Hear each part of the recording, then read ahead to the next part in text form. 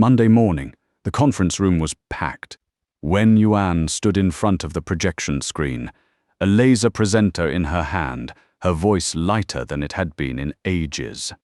She said, "Before we officially kick off this week's agenda, let me introduce a new colleague to everyone." She turned sideways and nodded toward the conference room door. The door was pushed open from the outside, and a man walked. He looked to be in his early 30s, wearing a navy blue suit, the fold lines on the cuff tags still brand new. His haircut was neat and sharp, and when he smiled, his teeth were even and his eyes crinkled slightly at the corners, the kind of face that makes people drop their guard at first meeting. Wen Yuan said, "This is Fu Mingxuan, the new deputy director of the Strategic Development Department." She paused for a beat, then added, "Hess, also my college classmate." Fu Mingxuan gave a slight bow. When he spoke, his voice was steady, carrying the kind of poise you only pick up from years in the corporate world. He said, "Hello, everyone. I'm Fu Mingxuan. I'm thrilled to join Yuan Technology. I hope all departments will support the Strategic Development Department's work going forward." A ripple of polite applause spread through the conference room. Yi Shikshu sat in the corner of the second row, against the wall, clapping twice along with everyone else. Before the applause died down, he heard two female colleagues whispering behind him. One said, "Hez, so handsome." The other said, "I heard the CEO personally poached him, a college classmate." Read between the lines. The first one said, "Oh my God." Ye Shiksu did not turn around. 3 years at Yuan Technology had taught him one thing. Wen Yuan was the CEO, and he was an IT operations engineer in the tech department. Their relationship never appeared on their employee badges, and they never mentioned it at work. After the meeting, the crowd filed toward the elevators. Ye Shiksu followed slowly behind. When he passed the HR department, Lin Yu stuck half her body out of her cubicle, clutching a freshly printed form in her hand. Lin Yue said, "Brother Ye, come here for a second." She pulled him aside, her voice low, and tapped a finger on the form. "Take a look at this." It was a copy of the new hire information registration form. Name, Fu Mingxuan. Position, Deputy Director of the Strategic Development Department. Printed in the salary column was a number 80,000 yuan. Lin Yue's voice dropped even lower, almost inaudible. She said, 80,000 a month. I checked 3 times when I entered it into the system just now. Brother Ye Yu. She did not finish the sentence. She knew how much Ye Shikshu made. His pay stub had printed the same number he had stared at for 3 whole years, 5,000 yuan. He handed the form back to her, said "Got it," and kept walking toward his workstation. The tech department was in the far east corner of the 5th floor, sharing half the floor with the logistics warehouse. There were only 4 workstations in the whole office. Ye Shiksu's spot was next to a server rack that hummed non-stop all year round. The empty desk across from him was piled high with old Ethernet cables. Zhou Shaoken, the intern, was hunched over his desk eating breakfast. When he saw Yi Shiksu walk, he shifted his soy milk to the side. He said, "Brother Ye, I heard that new deputy director they introduced this morning is the CEO's college classmate. What's the deal?" Ye Shikshu said, "College classmate." Zhou Shaoken chewed his steamed bun and did not press further. He had just graduated this year and had been interning in the tech department for 2 months. He had already learned what questions to ask and what to keep his mouth shut about in this office. Ye Shikshu sat down at his desk. A new notification popped up in the bottom right corner of his screen. The server disk array was throwing an alarm. He had built that array himself in his first year. Second-hand hard drives paired with a decommissioned RAID card, cobbled together and running for 3 years without any major issues. He pulled up his operations script, called up the disk's smart data, and glanced through it. The number of bad sectors on disk 3 had gone up again. He had submitted a disk replacement purchase request once last year. He still remembered Wen Yuan's reaction back then. She pushed the reimbursement form back, tapped the amount column with the tip of her pen, and said the tech department should cut costs wherever possible. The company is in a growth phase right now. Growth phase. Those 3 words had been repeated for 3 whole years. Ye Shixu spent the entire morning in the server room, migrating data from disk 3 to the backup drive. It was almost lunchtime when he came out. People were clustered in small groups in the break room, all talking about the new deputy director. I heard he used to work at Shengheng Group. Shengheng, top 3 in the industry. No wonder the CEO personally poached him. Obviously, 80 grand a month. Meanwhile, that guy in tech, the one who's supposedly the CEO's husband, only makes. The speaker ran straight into Yi Shixu at the break room door, mouth hanging open and then snapping shut. The hand holding his cup froze mid-air. He called out awkwardly, "Brother Ye." "Ye." Shixu nodded, filled a cup of water and walked out. At 5:30 in the afternoon, Wen Yuan sent a text. "Have a dinner engagement tonight. Won't be home for dinner. Sort yourself out." Ye Shixu replied with one word, "Okay." Scrolling up the chat window, almost all the message records from the past month were exactly this kind of content. She had work events, he said, "Okay." She had to work overtime, he said, "Okay." She said Fu Mingxuan was joining the company and they needed to arrange his onboarding, he said, "Okay." His replies never exceeded 3 characters like some rigid, pre-programmed response system. At 8 in the evening, Yi Shixu ate a bowl of beef noodles alone at a noodle shop downstairs. When the bowl was set in front of him, steam curled up against his face. He pulled out his phone and scrolled through WeChat moments. Wen Yuan had posted a new update, a new beginning. "Thanks to my old classmate for the trust. I'll give my all for this new journey." The location was tagged at Yuan Technology Building. Attached below was a photo of Fu Mingxuan standing in front of the company's logo wall. 3 mutual friends had liked the post. Wen Yuan was not among them. She probably had not had time to scroll through moments yet. But the angle of the photo was familiar to Ye Shixu. The Monstera plant to the right of the logo wall in the background was the exact one outside Wen Yuan's office door. She had given him the company tour personally. Ye Shixu finished every last noodle, drank all the soup, paid 15 yuan, and walked home. Their apartment was in a mid-tier neighborhood east of the city. 2 bedrooms and 1 living room. The monthly mortgage ate up more than half his salary. Wen Yuan had paid the down payment, and he covered the monthly installments.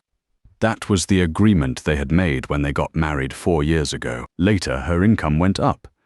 His did not. He was still paying the mortgage. Yi Shixu unlocked the door. All the lights in the apartment were off. Her slippers were neatly placed on the second shelf of the shoe rack. Next to them was a brand new pair of guest slippers, price tag still attached.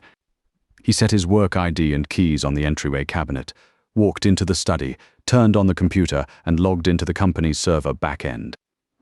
A long list of services he had built from scratch popped up on the screen. ERP system, financial database, supply chain management platform, CRM system, OA office portal, mail server. Next to every service name was a row of green running tags. The earliest one was created during his first week on the job 3 years ago. The latest was just last month.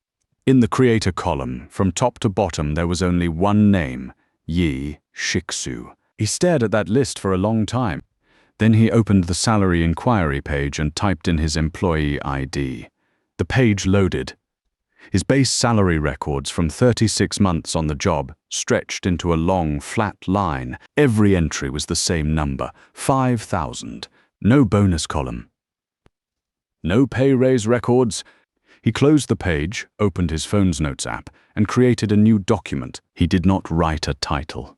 He only typed 4 words: resignation application. He saved it and turned off the screen.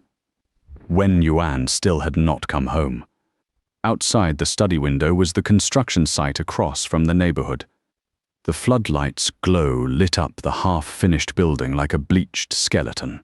A few workers were doing overtime under the lights. The sound of electric drills drifted across the road, buzzing just like the hum of the server rack. Ye Shixu thought about that afternoon when Fu Mingxuan had come to the tech department to get familiar with the environment. Fu Mingxuan had stood next to Ye Shix's desk, holding a capsule coffee, his gaze sweeping over the computer screen. He smiled easily and said, "Engineer Yi, honestly, I feel a bit awkward with such a high salary right after joining." President Wen kept insisting that strategic positions can't be measured by regular standards, but I get that there are bound to be different opinions around the company. His tone was not explanatory. It was braggy. Every syllable of such a high and strategic positions was enunciated clearly, as if making sure Ye Shixu caught the subtext. Ye Shixu looked him in the eye and said, "You don't need to feel awkward. The company thinks you're worth every penny." Fu Mingxuan's smile did not change, but the fingers holding his coffee mug tapped once lightly against the rim, that tiny, involuntary physical tick people have when their real motives are called out. Back in the study, Ye Shixu looked at the resignation application once more and turned off his phone screen. The construction site floodlights swept past the window again, dragging a pale white arc across the ceiling before fading into darkness. He thought 3 years, that was enough. Late that night, Wen Yuan came home after Ye Shixu was already in bed.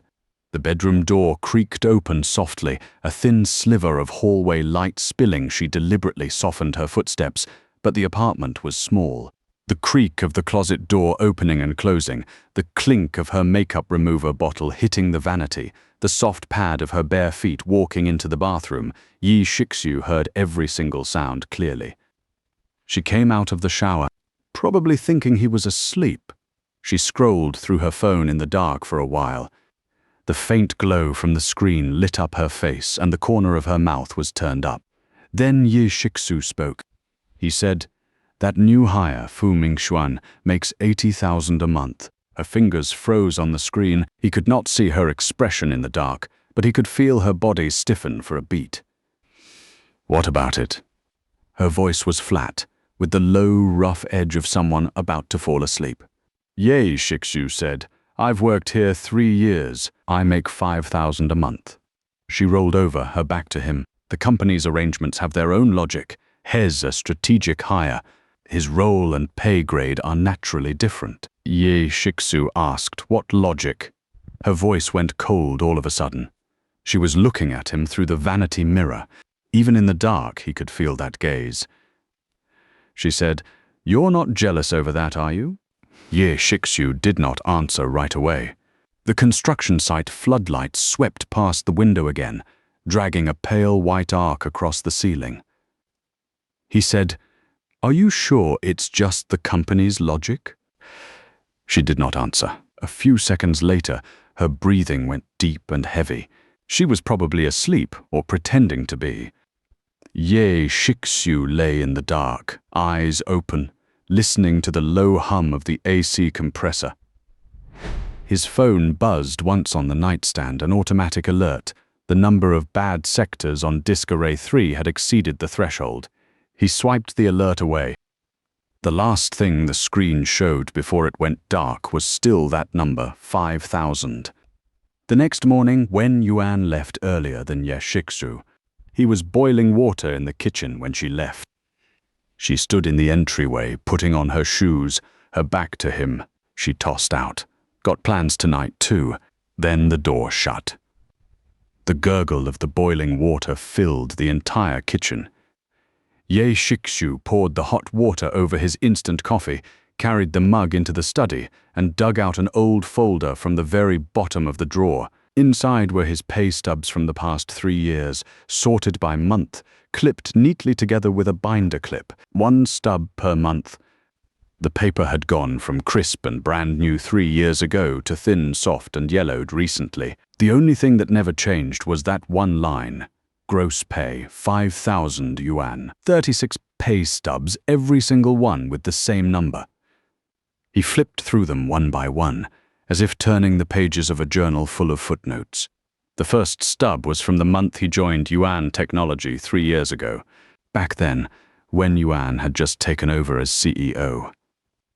The road ahead was unclear, and she was scrambling for funding everywhere. She said the company was just getting off the ground, that management had to lead by example when it came to cutting costs, and that he would have to put up with a temporary pay cut in the tech department until the business was on solid footing. Ye Shixu said okay. He did not ask when solid footing would arrive. He was her husband. Her problems were his problems. That winter was brutally cold. The company had just moved into its current office building. The heating pipes were not fixed yet, so the temperature inside was practically the same as outside. Ye Shixu set up servers in the server room. The cooling fans on the racks blew cold air straight at his legs non-stop. His fingers were so frozen stiff typing on the keyboard that one wrong character meant he had to start all over again. Almost all of Yuan Technology's core systems were built by him during that time. He wrote the ERP line by line, built the financial database, developed the supply chain management system from scratch, and handled both the front and back ends of the CRM customer platform all by himself. Later, the company hired 2 techs. One quit over low pay. The other was poached after 6 months. In the end, the tech department was down to just him again, plus a completely clueless intern named Zhou Shaoken. Wen Yuan did not know any of that. She only knew that the systems worked, that reports could be printed, that customers could place orders. She never asked how any of it happened, who stayed up late staring at the monitoring panel waiting for database backups to finish, who scrambled out of bed to fix issues remotely when server alerts went off. All her energy went into negotiating funding, courting clients, and holding executive meetings. The tech department was just a cost center to her, and Ye Shixu was her husband. A husband saving his wife money was only natural. Ye Shixu flipped to the stub from a year ago. That was the time he worked up the courage to ask her for a raise. His mother was in the hospital back then. Medical bills plus the mortgage meant his bank balance often dropped to 3 digits by the end of the month. He stood outside her study door for a long time before he knocked. She was on a call with an investor. When she hung up, she looked at him like he was some random person interrupting her work. He remembered saying Mum is in the hospital and were tight on medical fees. I was wondering if my salary could get a little Wen Yuan cut him off. She said, the company is at the most critical stage right before Series B funding. Every cent of cash flow has to go where it's needed most. There are no pay raise plans for the tech department right now, Ye Shixu said. But I've been here 2 years. Every month is 5,000. Wen Yuan said, you're the husband of the company's owner. This company is as much yours as it is mine. Once the funding comes through, I'll adjust your pay. The funding came through last year. His pay was still 5,000. By the 3rd year, the company had expanded a lot. Headcount went from just over 20 to more than 80. Wen Yuan got herself a full-time secretary and moved the marketing department to a new office. The tech department was still in the east wing of the 5th floor. The server rack still hummed non-stop. The bad sectors on disk 3 still had not been replaced. Ye Shixu had submitted 3 purchase requests. The first got no reply. The second was sent back. The third got a short reply from Wen Yuan over email. Tech department can maintain existing equipment. Purchases postponed. Postponed. Postponed until today, when Fu Mingxuan joined with a monthly salary of 80,000.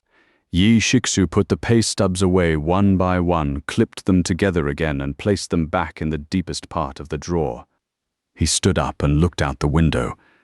Traffic on the street below was already thickening, taillights dragging red trails through the overcast morning light. His phone alarm went off, time to go to work. He locked the door and headed to the office.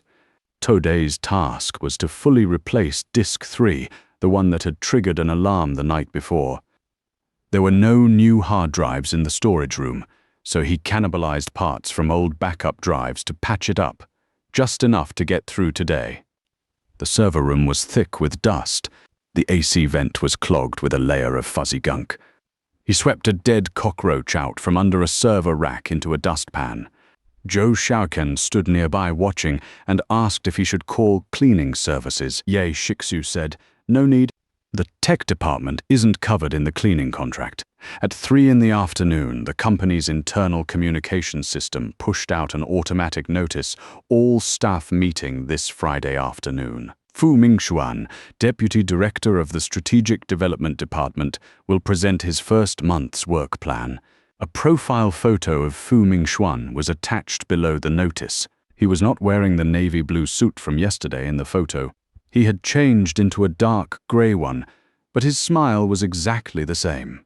Zhou Xiaokan saw the photo, rolled his chair over to Ye Shixu's side and asked, "Brother Ye, what's this guy's deal? He gets deputy director right off the bat, and they're holding a whole company meeting just for his presentation?" Ye Shixu did not answer, because he knew something else for a solid fact. The company-wide meeting notification system, the OA portal, the email server, all ran on the servers he had built. When that guy was giving his report up on stage, the projection setup he used was connected to the company intranet Ye Shixu had constructed. The employee dorm he lived in, the digital contract he signed, the access control system he clocked in with, all of it ran on that very bottom-tier server. Ye Shixu had just replaced a failed drive-in last night. Before clocking out, Ye Shixu logged into the server backend and pulled up the permission management page. Yuan Technology had only one admin account for all core systems. The username was Ye Shixus Employee ID. The permission level, Super Admin. The subordinate account list was completely empty, save for the view-only operations access he had set up for Zhou Xiaokan. Fu Mingxuan's folder access for the Strategic Development Department had been added by Wen Yuan using her CEO account. Wen Yuan had no clue that the root permission for the entire file system was not in her hands. Ye Shixu closed the browser and cleared the browsing history. The resignation application memo on his phone was still exactly as he had left it last night. He tapped Edit, changed resignation application to resignation letter, and added one line of body text. Then he turned off the screen and got up to leave. When he walked out of the office building, it was already dark. Ye Shixu looked back at the glass facade of Yuan Technology Tower. Lights shone from different floor windows, looking from afar like a glowing circuit board. The window at the far east corner of the 5th floor was also lit. That was his workstation, also the direction of the server room. The indicator lights on the server rack were probably still blinking green, steady as a heartbeat. No one knew that the pacemaker of that heart was beating for the very last time tonight. The night Ye Shixu decided to resign, the weather was suffocatingly hot. Mid-March, and the temperature suddenly spiked to nearly 30 degrees Celsius. The central air conditioning in the office building had not been switched over to cooling mode yet, and the whole place was as stuffy as a steamer. He sat in his study, turned his computer screen to maximum brightness, and began to do something no one had ever asked him to do in 3 years: sort through all his system permissions. Top to bottom, 3 years of accumulated permissions added up to 127 entries. Each one was the highest operation access for a system module, full table authorization for database CRUD operations, white list for ERP workflow definitions, algorithm adjustment entry for the supply chain management backend, parameter configuration panel for the CRM customer profiling engine. These permissions spread like a spiderweb, reaching out from this computer in the 5th floor corner to every single digital nook of the company. No one knew the full scope of these permissions. Except Ye Shixu. After he finished sorting the permission list, he pulled up the payroll report HR had CC'd to all departments last week. He had been through this report more times than he could count, but now he dragged it to the center of his screen and stared at the 2 side-by-side entries for a long time. Fu Mingxuan, Deputy Director of Strategic Development Department, monthly salary 80,000 yuan. Ye Shixu, Operations Engineer of IT Department, monthly salary 5,000 yuan. That afternoon, Fu Mingxuan had come by the tech department again to say hello. He was wearing a light blue Oxford shirt today, sleeves rolled up to mid-forearm, holding a capsule coffee from the company pantry. He walked slow and casual, like he was inspecting his own territory. He said, "Engineer Ye busy?" Ye Shixu said, Fu Mingxuan stood next to his desk, his gaze sweeping over the computer screen. Ye Shixu had already switched to the regular desktop beforehand. A screen full of script windows would have raised way too many questions. I'm here to get to know colleagues from all departments. The tech department will definitely need to coordinate a lot with the strategic development department going forward. He paused. I just got here, and my pay is already this high. Honestly, I feel a little awkward about it. President Wen kept insisting that strategic positions can't be measured by regular standards, but I get there are bound to be different opinions around the company. His tone was the same as last time. This high and strategic positions were enunciated with extra force. Ye Shixu looked him dead in the eye and said, "You don't need to feel awkward. The company thinks you're worth every penny." Fu Mingxuan's smile stayed perfectly in place, but the fingers holding his coffee mug tapped once lightly against the rim. That tiny, involuntary movement betrayed him, just like last time. He made a little more small talk before leaving, his steps still light. Zhou Shouken waited until his figure vanished at the end of the hallway before muttering, "Comes all the way to the tech department just to brag about his salary." What's his problem? Ye Shixu did not respond. He closed the payroll spreadsheet and opened a blank document. The header read, "Resignation letter." At exactly noon, Ye Shixu walked into the 5th-floor break room with a takeout box from the cafeteria. Fu Mingxuan had only been on the job for 2 days, but his routine was already obvious. After lunch, he would sit in the break room with a few new hires, drinking coffee and spilling old stories about Shengheng Group. Today he was talking about Wen Yuan. He said, "President Wen and I were college classmates. We worked on a startup project together back then and almost got funding for it." He took a sip of coffee. "We went our separate ways after that. Never thought she would build Yuan technology to what it is today. So as soon as she found out I was available, she called me multiple times, said the company was missing a strategic-level operator right now. I considered it carefully before coming." Ye Shixu had his back to him, heating up his lunch next to the microwave. Fu Mingxuan's voice was pitched perfectly, loud enough for everyone in the break room to hear. The hidden implication in his story was crystal clear. He had not come to Yuan Technology to be some regular employee. Wen Yuan had invited him here, invited an old college classmate she had almost built a startup with once upon a time. Ye Shixu carried his heated lunch to a corner, ate quietly, then got up to wash his chopsticks. The faucet rushed noisily. He remembered 3 years ago when Wen Yuan had said something similar to him. Back then, Yuan Technology had just been founded. Wen Yuan stood in the rented office, pointed at the cluster of office towers outside the window, and said to him, "Someday our company will be in one of those buildings. Trust me." There was light in her eyes, not just ambition, but trust in the two of them. Ye Shixu said, "Okay." So he poured every ounce of his energy into laying the company's foundation. Now the foundation was still there, but the building on top had nothing to do with him. At 2 in the afternoon, Ye Shixu knocked on the door of the CEO's office. Wen Yuan was sitting behind the big executive desk, signing off on documents. Her secretary was taking meeting notes on the guest couch off to the side. She looked up, saw it was Ye Shixu and frowned. "What is it?" Ye Shixu said, "I need to talk to you." Wen Yuan glanced at her secretary. The secretary got the hint immediately, stood up, said the afternoon schedule was all prepped, and left, closing the door behind her. The click of the lock was barely audible. Ye Shixu sat down in the guest chair across from her and got straight to the point. He said, "I've been with the company 3 years. My monthly salary is 5,000. I want to formally discuss a pay raise today." Wen Yuan said, "The company has no pay raise plans for the tech department this year. There hasn't been one for 3 years. The company's cash flow prioritizes core business departments first. Is the strategic development department a core business department?" Her pen froze. She set it down and leaned back in her chair, looking at him like she was staring down a difficult client. She said, "What exactly are you getting at?" Ye Shixu said, "Fu Mingxuan started yesterday. His monthly salary is 80,000. I've worked here 3 years and make 5,000 a month. This isn't a cash flow problem. It's a priority problem." Wen Yuan's expression went cold layer by layer. First, she pressed her lips tight, then her jaw tightened. Finally, that last sliver of softness in her eyes, the kind reserved for a spouse, vanished completely. She said, "Fu Mingxuan is a strategic talent I personally recruited. His salary is standard for industry talent acquisition. You're just in a tech operations role. It's not comparable to a strategic level position," Ye Shixu said.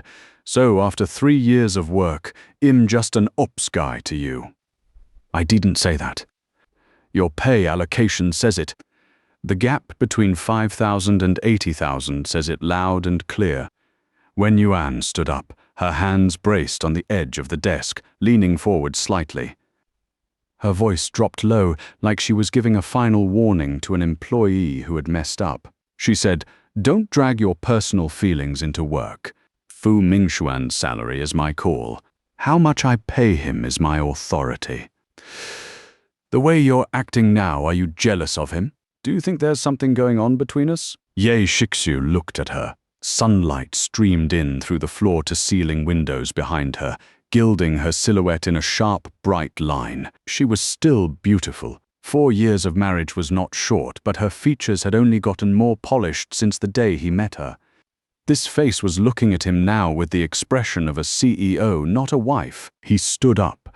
He said, "I'm not saying there's something between you and him. What I'm saying is that there's nothing between you and me anymore."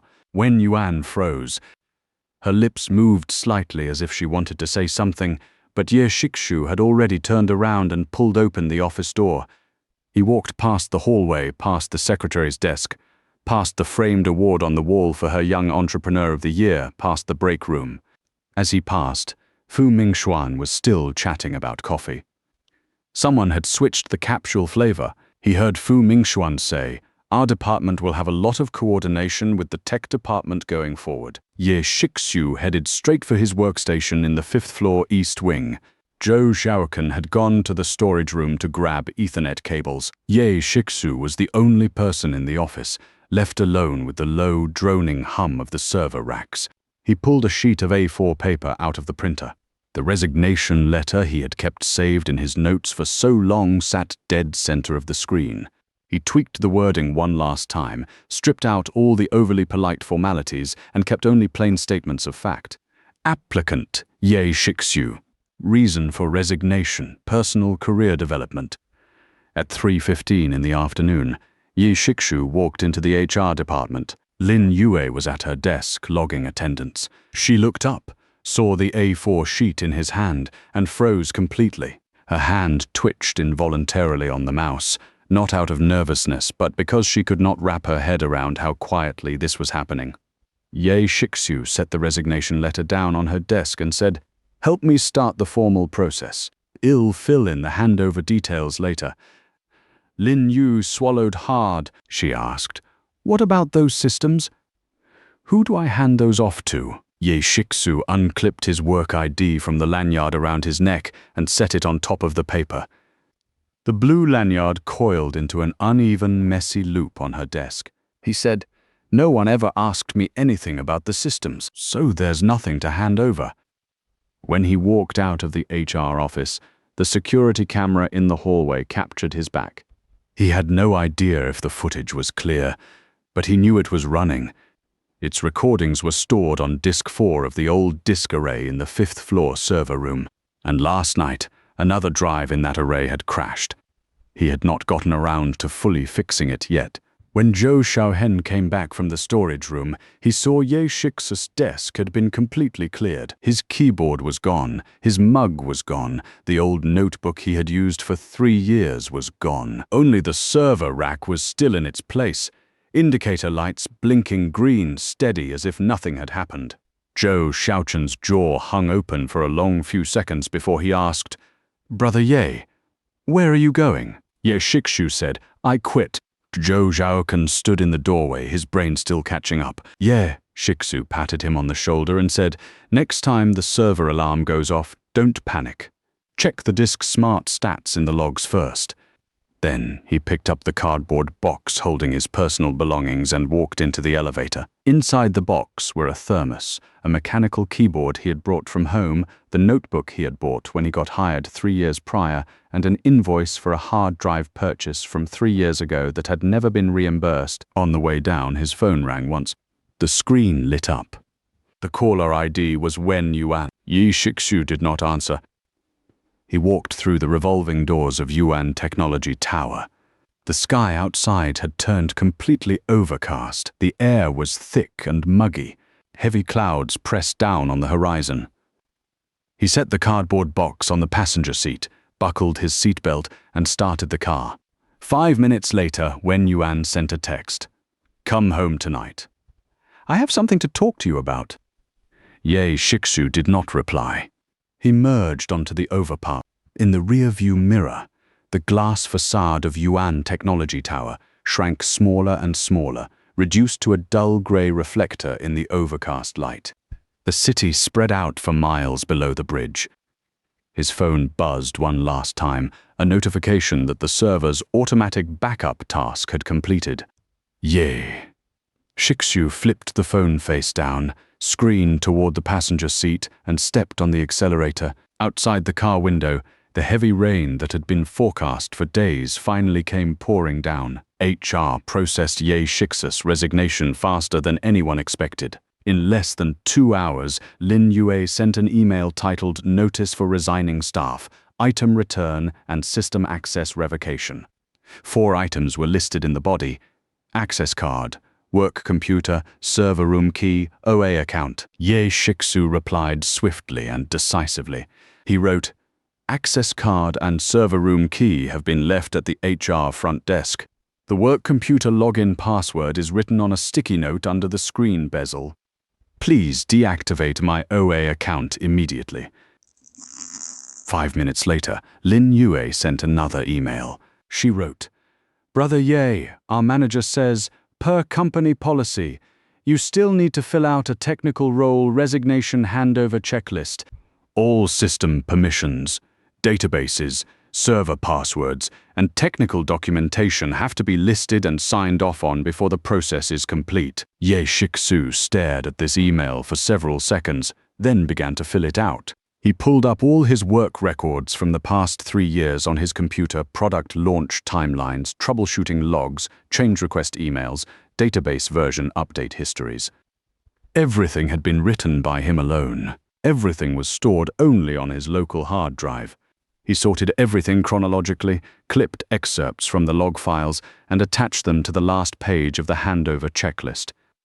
In the required handover items column, he listed a few things: check disk array bad sector count weekly, clear database log cache regularly, replace server dust filter sponges, monitor server room temperature and humidity to stay within set parameters. After he finished, he sent the checklist to Lin Yue. Lin Yue replied almost instantly. She wrote, "Brother Ye, I've looked it over. What you've listed is all routine ops stuff. What about the core system architecture diagrams, deployment manuals, database ER diagrams, and code repo addresses? Could you list those as well?" Ye Shixu replied, "No one ever asked me to write any of that. So it doesn't exist." This was the truth. On his first day on the job 3 years ago, Wen Yuan had made it crystal clear to him, "You're the only one in the tech department. Build whatever you need, fix whatever breaks on your own." He had asked whether he should put together technical documentation. Wen Yuan waved him off and said the company was swamped at the time, and as long as the systems ran, it was good enough. Later, the company scaled up. Finance, supply chain, sales moved into the new office one after another. More systems rolled out, more users came on board. But no one ever asked him a single question about where the system architecture documents were. The tech department fell under the general administration department on the company org chart. The job title in the responsible person field read, Operations Engineer. Not architect, not technical director. not development engineer. Operations. The person responsible for every single system across the entire company had operations listed as his job title in the HR system. At 5:40 in the afternoon, Lin Yue revoked the access for the admin account from the back end. The moment the revocation took effect, a flood of system notifications popped up in the bottom right corner of Yi Shix's screen, each one with a bright red exclamation mark. Your admin privileges have been revoked. Your root access has been removed. Your database read, permissions have been terminated. He clicked them closed one by one until his desktop was completely clear. The last item was the work computer. He did not turn it in. It was his own personal laptop, brought from home when he joined the company. The company had issued him an old desktop, its hard drive screeching like crazy. He used it for 3 days, then hauled it to the back corner of the storage room. For 3 years, all system maintenance code had run on his personal laptop. Zhou Xiaokan crouched next to his desk, helping yank plugs out of the power strip. As he worked, he mumbled, "Brother Ye, if the servers crash after you leave, I really can't handle this alone. Those stored procedures, those triggers in the database, I can't even make sense of the code. The report interface for supply chain, last time you had me shadow you on it, I got an error halfway through typing a line, fixed it, and got a whole new error." Ye Shixu stuffed the keyboard into the cardboard box and said, "You've got my phone number. But don't count on too much. I won't be on the job anymore." Zhou Xiaokan stayed crouched there, staring at him. There was an unreadable glint in his eyes, half panic, half some instinctive premonition, as if he vaguely sensed that something terrible was about to unfold. He had just graduated this year. He probably still did not know how to say goodbye in the adult world. Ye Shixu took one last look around the office. The server rack lights were still on. The disk array hummed steadily at its low frequency. The dust on the AC vent still had not been cleaned. Outside the window, the sky had already darkened. The setting sun had been squashed into a long strip of deep red by heavy cloud cover, slanting through the glass onto the wall, flickering in sync with the on-off rhythm of the server indicator lights. The box was not heavy. 3 years of belongings all fit into one cardboard box. Ye Shixu carried the box into the fire escape stairwell. Zhou Xiaokan chased him to the landing and yelled downward, "Thank you, Brother Ye." His voice bounced up several floors in the cramped hallway. Ye Shixu could not free a hand to wave back. He just lifted one arm in acknowledgement. When he reached the 3rd floor, his phone rang. It was not Wen Yuan. It was Qiao Lan, the head of finance. She had joined the company the same year as him and had seen him squatting in the server room, swapping drives in the middle of the night with her own eyes. Qiao Lan's voice was kept very low. Loud keyboard clacking filled the background. She said, "Brother Ye, I just heard you resigned. We haven't finished closing last month's books on the finance side. What if the database has problems after you leave?" Ye Shixu said, "The company will arrange for someone." "Arrange who?" Qiao Lan's voice suddenly jumped half an octave before she quickly pressed it back down. "You're the only one in the tech department. Zhou Xiaokan can't even write a stored procedure." "Brother Ye, I'm going to be honest with you. I saw Fu Mingxuan's salary figure when we were making the payroll sheet. I asked who his direct supervisor was, and it was approved directly by President Wen. I didn't know how to tell you back then. You're doing the right thing leaving, Brother Ye." Ye Shixu said, "Thanks. If you need anything later, hit me up anytime." He hung up, walked to the 1st floor. The wind from outside the revolving door hit him head-on, carrying that pre-rain, earthy smell. He put the box in the trunk and sat down in the driver's seat. His phone rang again. This time it was Wen Yuan. The caller ID avatar was a photo of her holding a trophy on stage at the company annual party. She had used that same avatar for 2 years without changing it. Ye Shixu did not answer. After the screen went dark, a WeChat message popped up. "Come home tonight. I have something to talk to you about." Word for word, exactly the same as the message she had sent at 5 o'clock. She probably thought he had not seen the first one. Ye Shikshu flipped the phone face down and set its screen down on the passenger seat. He started the car. He did not go home. He drove onto the overpass, heading out of the city. In the rearview mirror, the glass facade of Yuan Technology Tower shrank smaller and smaller. The sky had fully darkened. The streetlights were not on yet. The entire building looked like a dull grey reflector in the twilight, no different from all the other office towers around it. He got off the overpass, turned into an old street, and parked in front of the congee shop he often went to. He ordered a shrimp and crab congee just for himself. When it came, he did not start eating right away. He first pulled out his phone and did something he should have done ages ago, zipped and packed every single backup script, database export file, system deployment document, firewall rule table, self-signed certificate list from the past 3 years. The compressed file was 7 gigabytes. No password. He saved it to 2 offline hard drives. One went into the moisture-proof box in his study desk drawer. The other went into the inner pocket of his backpack. Then he used his backup phone to log into the company server.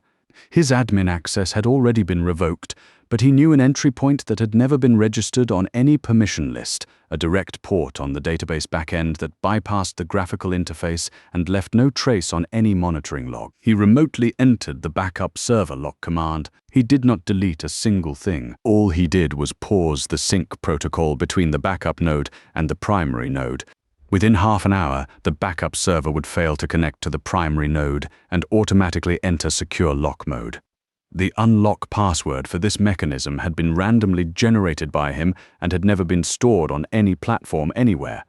Once that was done, he put down the backup phone and started eating his congee. The clay pot congee was still hot. The shrimp and crab were fresh. It tasted pretty good. His phone buzzed one last time. It was not Wen Yuan. It was a system alert. Backup server heartbeat lost. Ye Shixu glanced at the time and swiped the notification away. The shop owner was clearing the tables next to him. The wind picked up outside. The heavy rain the forecast had been predicting for days finally came pouring down. Ye Shixu paid the bill, got in his car, and drove home. Rain hammered hard on the car roof. He parked in the underground garage, sat in the driver's seat for a minute, listening to the rain, then grabbed his backpack and the cardboard box and headed upstairs. When the elevator doors opened, the hallway was dead quiet. He could faintly hear TV sounds from a neighbor's apartment. He opened his front door. The apartment was dark. Wen Yuan was not home yet. The guest slippers on the shoe rack were still there, tag still attached. Ye Shixu set the cardboard box in the corner of the study, washed his face, and sat down in front of his computer. His phone screen lit up and went dark. He stared at that compressed file on his desktop for a long time, then finally dragged it into the moisture-proof box. 3 years, 420,000 lines of code. 127 system permissions, 36 pay stubs. He had left nothing behind. The rain outside the window grew heavier. Wind whistled through the gaps in the AC duct, making a low, moaning sound. Ye Shixu turned off his computer and lay back in bed, listening to the rain, and closed his eyes. That night, he slept more soundly than any night in the past 3 years. Ye Shixu was woken up by a phone call. It was not his alarm. It was Chao Lan calling. Her voice was so frantic she skipped all greetings. The background was a chaos of messy footsteps and overlapping shouts. She was practically yelling. "Brother Ye, the finance system won't open. I have to run the payroll this morning. The database connection is being rejected. It says error code 1064. What does that mean?" Yi Shix's voice was still hoarse, just dragged out of sleep. He said, "The database log table space is full." "Then hurry up and help." "I already quit, Sister Chow," Ye Shixu said. "Call the company's tech department." The line went dead silent for about 2 seconds. When Chao Lan's voice came through again, it was no longer panic. It was the raw, instinctive fear of someone suddenly swallowed whole by a giant shadow. She said, "Brother Ye, you forgot. You're the only person in the tech department. Yi, Shixu said, then let the company figure it out. He hung up. 3 minutes later, his phone buzzed again. This time it was not a call. It was a company-wide alert automatically sent by the OA system, one after another, 5 red notifications popping up in quick succession. ERP system unavailable. Financial system unavailable. Supply chain management backend unavailable. CRM customer system unavailable. Mail server partial function failure. Ye Shixu flipped his phone face down on the bed, screen to the mattress, and got up to wash up. The tap ran steadily. The water temperature was perfect. He looked at his reflection in the mirror while washing his face. It looked exactly the same as it had yesterday morning, but he knew that starting today, everything would be different. At 9 in the morning, Ye Shixu was frying eggs in the kitchen when his phone rang again. It was not Chao Lan. It was Zhou Shaoken. His words came so fast they sounded like he was reciting code error logs, every syllable trembling. Brother Ye, every single system at the company is down. ERP won't load. Can't connect to the finance database. All supply chain orders are frozen midway. The sales team can't even open the CRM customer page. Everyone's losing their minds. They told me to reboot the server. I ran to the server room, but the management interface needs an admin password, and I have absolutely no clue what it is. Ye Shixu flipped the egg over and said, "Only I have the admin password." Brother Ye, you still remember the password, right? Just tell me what it is. I've already resigned, Ye Shixu said. A former employee's access has been revoked. I have no authority to operate the company's servers. The other end of the line suddenly went quiet. Next to Zhou Shaoken, someone was shouting, "When is this getting fixed?"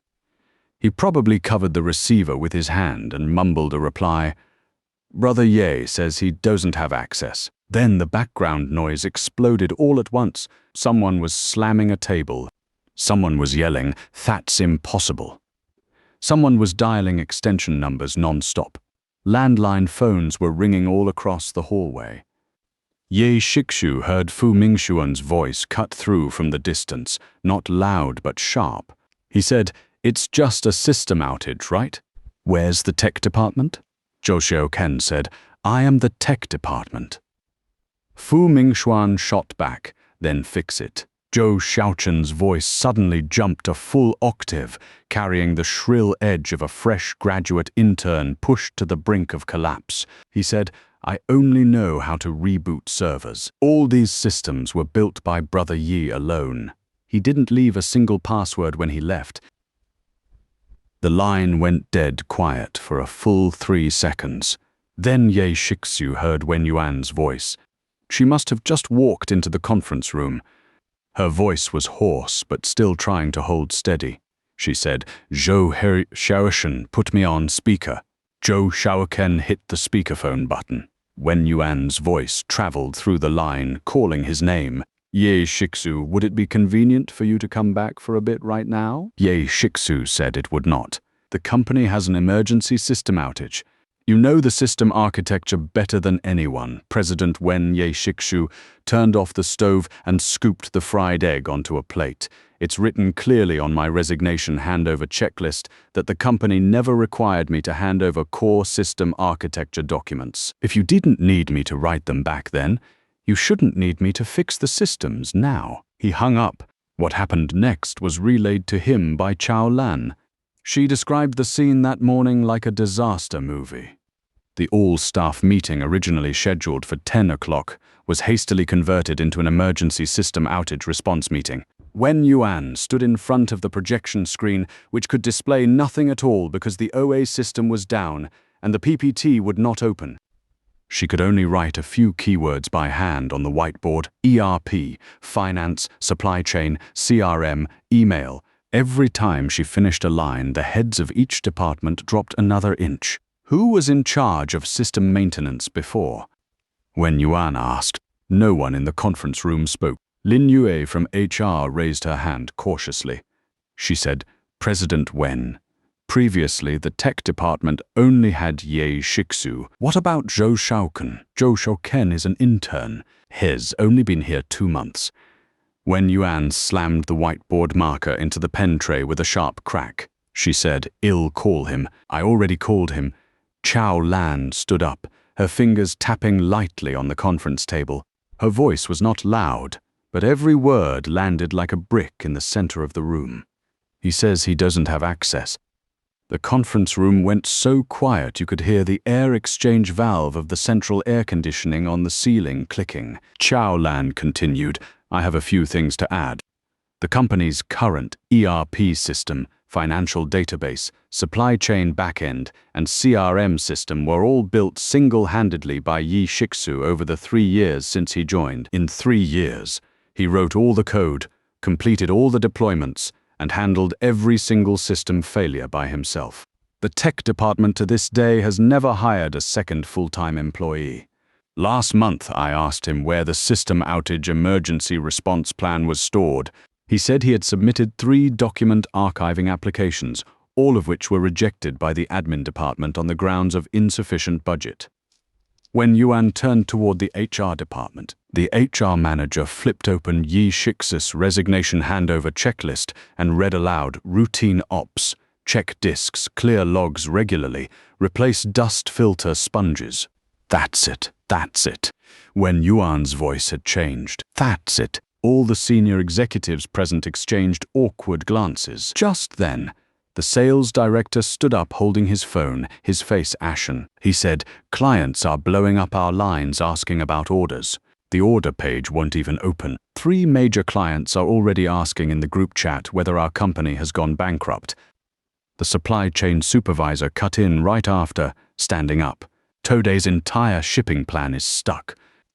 The warehouse can't generate outbound orders. Logistics trucks are lined up outside the factory gate, backed up all the way to the street. An accountant from the finance department poked half her body in through the door, her voice trembling violently. The bank is about to connect to our payroll interface. We can't pull any data right now.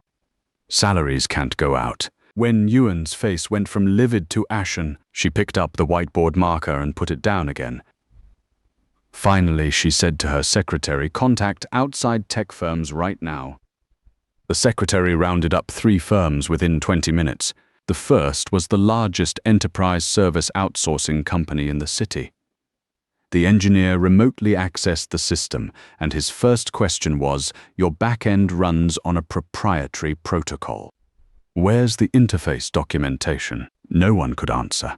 Second question, "Do you have the database ER diagram?" No one could answer. Third question, "Send me the code repo address." Not a single person in the entire company knew what that was. The engineer went silent for a few seconds, then said, "Sorry, reverse engineering a non-standard custom system like this will take at least 2 weeks, starting at 500,000 yuan, and I can't guarantee no new bugs will pop up." The second firm quoted an even higher price with a longer timeline. The third flat out turned them down the moment they heard the situation. The engineer on the phone said this kind of closed architecture, deeply custom-built by a single person, is way too risky. Touch one table and your entire database might crash. We can't take that responsibility. When the secretary relayed all this to Wen Yuan, her voice was shaking uncontrollably. It was then that Fu Mingxuan stepped forward. He walked to the whiteboard and picked up the marker. His voice still carried that unhurried, charismatic tone, exactly the same as on his first day. He said, "Everyone stay calm. System issues can be big or small. The top priority is keeping the business running. I suggest we first reach out to mature SaaS platforms as a stopgap, products like Yonyu Cloud or Kingdee Cloud. Our strategic development department can put together a migration plan within 1 week." He was cut off by Chao Lan. Chao Lan did not stand up. She just sat in her chair, looking up at Fu Mingxuan, her tone cold as a blade. She said, "Deputy Director Fu, do you even understand the situation here? The OA system you used to sign your employment contract, Ye Shixu built that alone. The electronic signature system you use to sign your digital labor contract. Ye Shikshu built that alone too. The payroll backend that sends you your salary every month, also built by Yi Shiksu alone. You want to make a migration plan to replace the entire system? Setting aside the fact that there's probably no SaaS product on the market that fits our business, just going from development to launch will take at least 3 months. What are we going to run the company on for those 3 months? Your PowerPoint slides? The atmosphere in the conference room dropped to freezing in 3 seconds flat. No one stepped in to bail Fu Mingxuan out. Wen Yuan never even glanced at him from start to finish. She stared at those system names written on the whiteboard as if she were seeing the actual veins of this company for the very first time. Then she asked Qiao Lan quietly. Before Ye Shikshu left, did he tell anyone how to restore the system if it crashed completely? Qiao Lan said he didn't tell anyone, because no one ever bothered to ask him. Wen Yuan put down the whiteboard marker. The tip dragged a faint white streak across the board surface. She turned around to face everyone. Her voice barely held steady, but the tail end of her words carried a note of exhaustion that this iron-willed career woman had never shown in years. She said Today's meeting is adjourned for now. All departments use phone calls and manual accounts to maintain basic operations. Zhou Xiaokan, compile all the system information you can dig up. The rest I'll figure out myself. When she walked out of the conference room, her high heels struck the floor at twice her usual pace. Fu Mingxuan chased after her. In the hallway, he tugged at her sleeve, trying to say something. She pulled her arm away. The movement was very light, but every single person in the hallway saw it. The news of the company-wide system meltdown reached all major clients that very afternoon. Panic erupted almost instantly. Wen Yuan led a team straight to the 5th floor data center server room. This was the first time she had ever set foot inside this room she had spent 3 years calling a cost center. 7 or 8 people crammed inside: the operations director, the finance director, external tech engineers, all squeezed into that dusty, drab, cramped space. A big chunk of paint was scratched off the server rack casing. Ethernet cables were haphazardly zip-tied to the cable racks. Piles of replaced faulty hard drives were stacked in the corner, not yet thrown away. The AC vent was caked with a thick layer of dust. The air smelled of electronic components mixed with stale dust. The engineers spent a long time digging out the backup server stashed behind the power distribution cabinet in the utility closet. A yellow sticky note was stuck to the case, bearing Ye Shiksu's handwriting, backup node. Do not cut power. If reboot is required, contact Ye Shiksu. The engineers tried typing in a few common default passwords. The system immediately triggered an intrusion lockout alert, and the handshake between the main server and the backup node was completely severed. The engineer from the outsourcing firm pulled off his headphones and looked at Wen Yuan with an expression of helplessness bordering on sympathy. He said, "President Wen, this architecture has a ton of custom backdoor security protocols built in. A simple reboot won't help, and we can't crack the password. You need to find the person who built this system. This is the most heavily secured internal network setup I've ever seen in my entire career." Wen Yuan stood next to the server rack, her hands hanging loose at her sides. Her high heels pressed into the anti-static mat on the dust-covered server room floor, the soles scraping against the grime with a dry, scratchy rustle. She said, "There is no other way." "None." "Can you brute force crack it?" The encryption suite uses an asymmetric algorithm. A conservative estimate for a brute force crack with current computing power would be. The engineer paused, then said, 2 years and 7 months, and that's assuming there's no lockout protocol update mid-crack. Wen Yuan said nothing more. She turned and walked out of the server room. Her secretary later told Qiao Lan that Wen Yuan stood in the hallway for a very long time, facing the wall outside printed with the Yuan Technology logo. That wall had been the backdrop for Fu Mingxuan's onboarding photo last week. The monstera plant under that wall was one she had picked out herself. Cao Lan sent Ye Shikshu a third message. Her writing was as sharp as ever, but every line behind the words carried a deepening anxiety. She wrote, "Brother Ye, everything has completely blown up over here. We can't take orders, can't ship out stock. Finance can't get a single number to match. Sales took 3 orders on WeChat this morning, logged all of them in Excel, and 2 sales reps almost got into a physical fight over who gets to input their data first." She continued, "The bank payroll interface keeps throwing errors. All the salaries that were supposed to go out yesterday are stuck in the queue. Everyone's asking if the company bank account has been frozen. Partners are starting to send lawyer letters.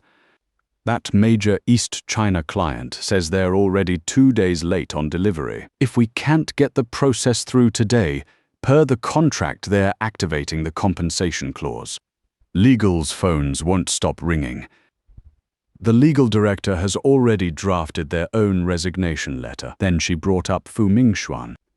According to Qiao Lan's description, Fu Mingxuan had once again stood up on his own during the emergency meeting. He turned on the projector. Thankfully, the projector did not rely on the internal network server and still worked, and pulled up a PPT titled Yuan Technology Digital Transformation Strategic Proposal. His opening line was, "This system failure exposes the historical debt we carry in our technical architecture.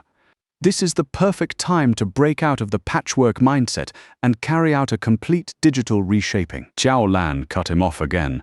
Not with words this time, with action.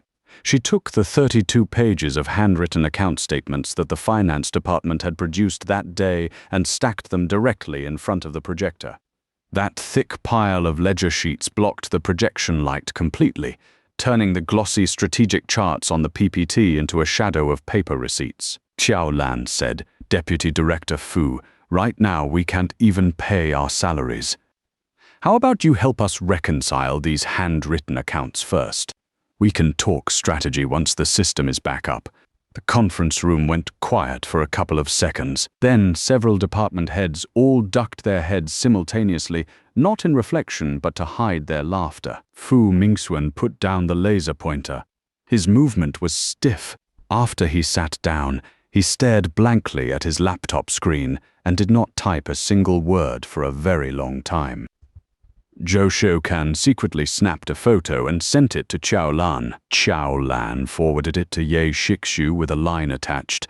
"How are you holding up over there?" Ye Shikshu did not reply. He stood at the study window looking down. Traffic streamed past on the road below, tail lights dragging red trails through the twilight. He thought back to those all-nighters coding 3 years ago. The traffic outside the window had looked exactly like this back then. When Yuan Technology had just been founded, when Yuan had said to him, "Let's build this company together." He had believed her. So he poured every ounce of his energy into laying the company's foundation. Now that foundation had crumbled. But it was not because he had not dug deep enough in the beginning. On the morning of the 3rd day, Ye Shiksu was picking tomatoes at the wet market when Qiao Lan sent her 12th message. She wrote, "Brother Ye, President Wen told me to pass along that she agrees to let you come back as an independent technical consultant. No rehiring. Sign a project-based cooperation contract." She said, "You name the terms." Ye Shikshu replied, "Tell her to say that to me herself. She's afraid you won't pick up her calls. Then she can text me." 17 minutes later, Wen Yuan's text came through.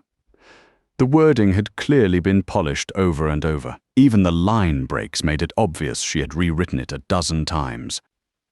She wrote, "I want to meet you and talk in person. You pick the place. You pick the time. No talk about the company. No talk about the system. Just about you and me. It feels like we never actually had a proper conversation. I'm begging you." Ye Shikshu stood in the middle of the wet market staring at this message. Next to him, a fish vendor was scraping scales off a fish. Water splashed onto the ground and spread into a dark, wet splotch. He stared at this message for a long time. He realized this was the first time in 4 years when Yuan had used the word beg. The last time she had said it was when her father was hospitalized. But back then they had been begging the doctor together. He replied with one word, okay. The meeting place was a quiet little coffee shop 3 kilometers away from Yuan Technology. Ye Shikshu did not schedule it for the evening. Evenings were too nostalgic, not the right vibe. Wen Yuan arrived 15 minutes early. She was wearing flat shoes and a plain grey cardigan. No makeup. Her hair was tied loosely in a low ponytail. She sat in the window seat. 2 cups of coffee were on the table in front of her, neither one steaming anymore. Ye Shikshu sat down across from her. He noticed she was not wearing any perfume today. Wen Yuan got straight to the point, she said. Name your terms. The company will pay to bring you back as a technical consultant. No rehiring. Independent contract signed on a yearly basis. Whatever terms you want, just name them. I won't haggle. Ye Shikshu said.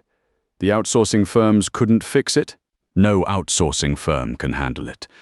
So you came to beg me? Her lips pressed tight. The hand holding her coffee cup trembled slightly, sending tiny ripples across the surface of the drink. She said, Ye Shikshu, I know you hate me. Ye Shikshu said, I don't hate you. Hatred is a type of feeling, and I no longer have any feelings left for you at all. I came here today for a face-to-face apology from you. Wen Yuan's eyes reddened faster than he had expected. As if a floodgate had been suddenly yanked open, almost in the blink of an eye, her eyes filled with water.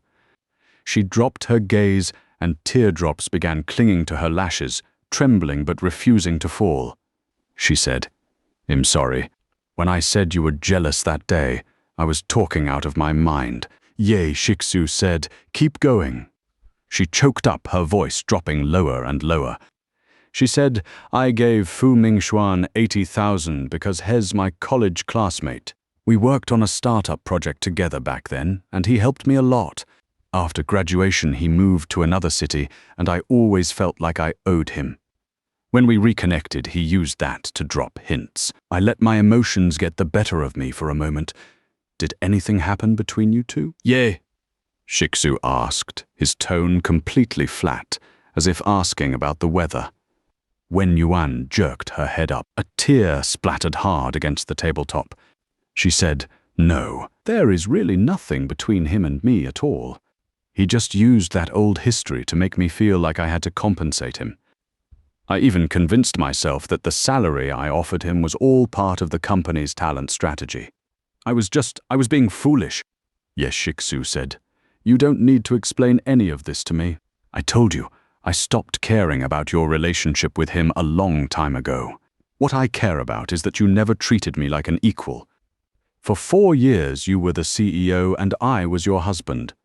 But in this company you priced your husband at 5,000 and your first love at 80,000. This isn't about the money. It's about who holds the power to decide what things are worth. Wen Yuan could no longer hold back. At first, she was just fighting to keep from crying. Then she broke down completely, her shoulders shaking up and down, her fingers gripping the handle of her coffee cup so hard her knuckles turned white. The barista tactfully ducked into the back kitchen and did not come out. Her voice thick with congestion, she asked, Then what else can I do? I was wrong about everything. Everything.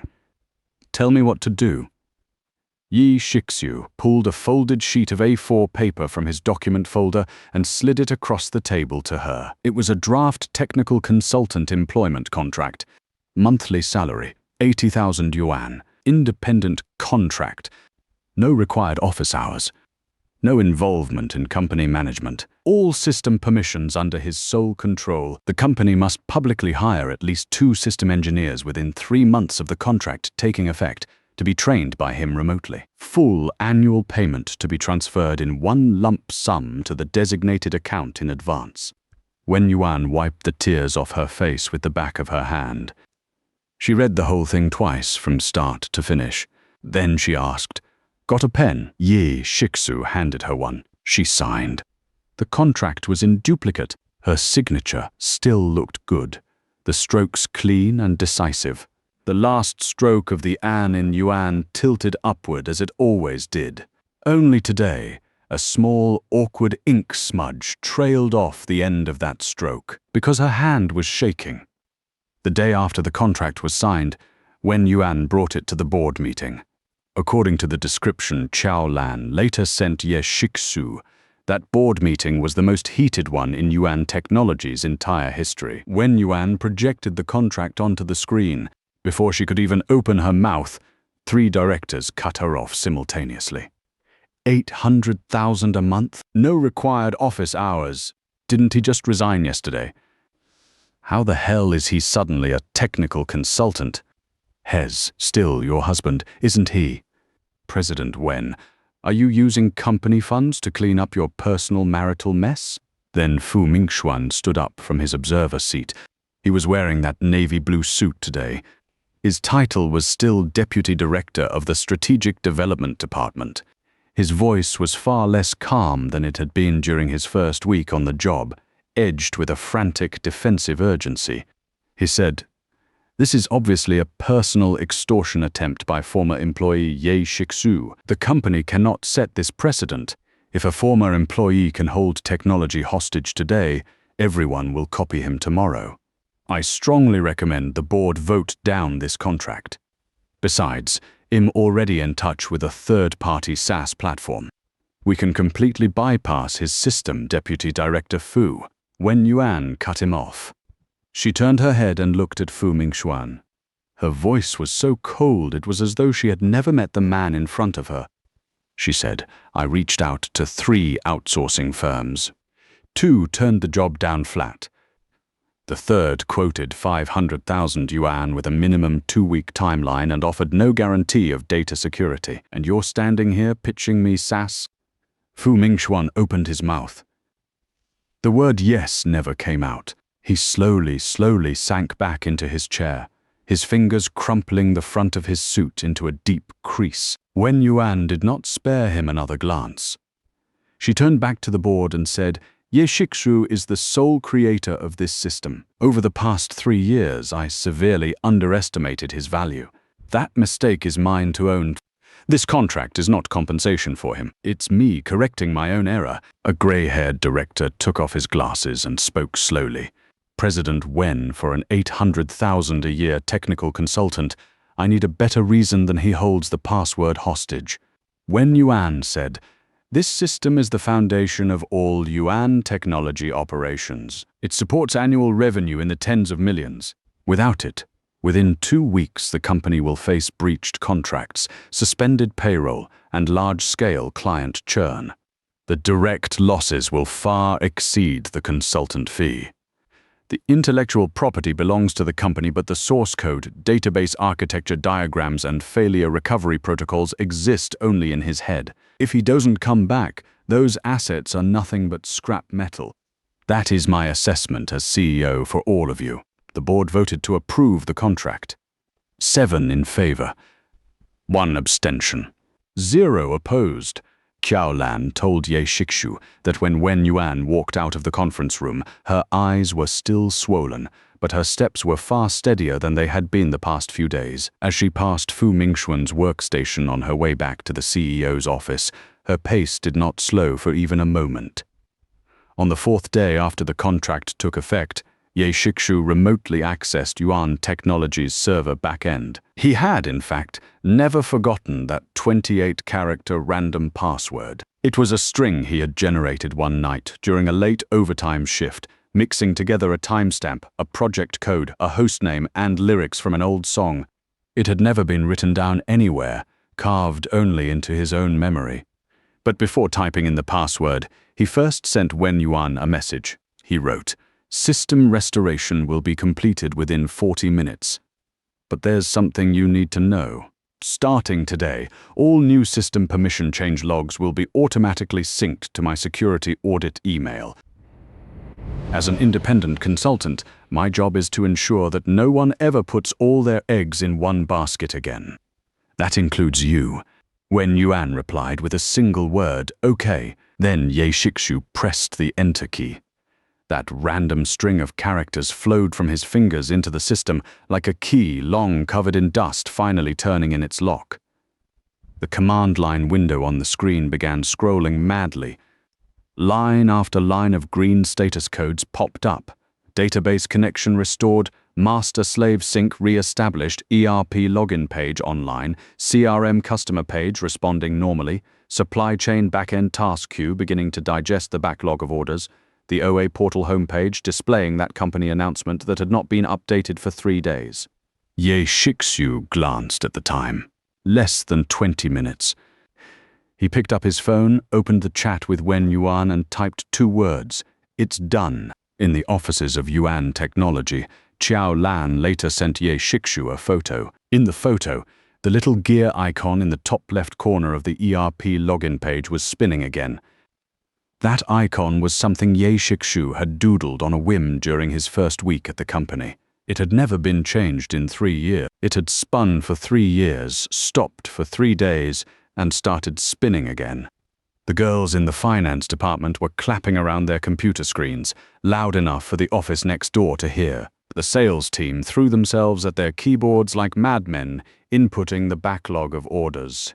3 days of pent-up orders made the printer smoke. Zhou Xiaokan crouched in the server room, watching the server indicator lights return to their normal green, then dropped onto the dust-covered anti-static mat and let out a long, long breath. And in the conference room where the emergency meeting had just ended, Fu Mingxuan stood in the corner, looking at the system interface, glowing back to life on the projection screen. His face was paler than the screen itself. He was still clutching the printed copy of that digital transformation strategic proposal PPT. The paper crumpled into a wrinkled mess in his grip, the words Yuan Technology on the title page twisted into a distorted crease. No one was paying attention to him. Everyone's eyes were fixed on that little gear icon, spinning again on the screen. Everyone's fingers were typing furiously at their keyboards. Qiao Lan walked past Fu Mingxuan without slowing a step. The sales director squeezed past him, bumped into his shoulder, said, "Excuse me," and never once glanced his way. Fu Mingxuan quietly stuffed the PPT into the trash bin under the conference table. On the 3rd evening of the system outage, Ye Shixu's phone buzzed in his pocket. The caller ID still showed that annual gala photo, Wen Yuan holding a trophy, her hair in a perfect updo, her smile polite and distant. He looked at it for 2 seconds, then answered. The other end was silent for several seconds, only the sound of her forcefully steady breathing. Then her voice came through, as if filtered through a layer of water, muffled, every word carrying a hoarseness as though it had been crushed under something heavy. When Yuan said Ye Shixu, the company's system crashed. The scope is massive. Zhou Xiaokan can't figure it out. The outsourcing firm says it will take 2 weeks. Where did you put the core documentation before you left? Ye Shixu was standing in the kitchen. The water on the stove had just started boiling, bubbling and puffing. He turned off the heat and said, "There is no core documentation. That's impossible. You worked for 3 years. You couldn't have not written a single line of technical documentation." "I did write it." Ye Shixu lifted the lid off the pot, steam rushing up. "In my 2nd year, I proposed building a technical archive.